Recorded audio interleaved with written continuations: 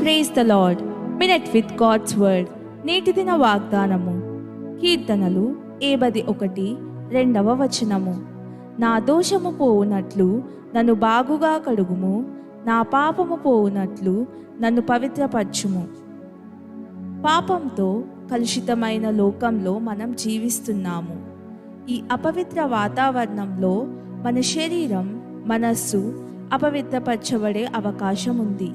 కాబట్టి కనీసం రోజుకోసారి మనం కడగబడాలి.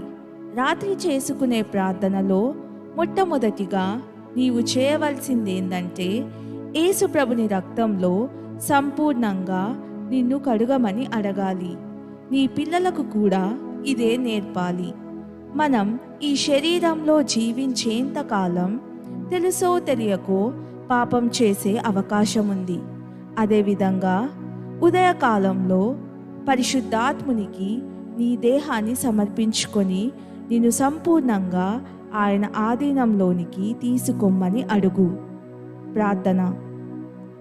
యేసు ప్రభువా, విశ్వాసంతో నీ ప్రశస్త రక్తాన్ని నా మనస్సుపై, హృదయంపై, దేహంపై, ప్రాణంపై ప్రోక్షిస్తున్నాను.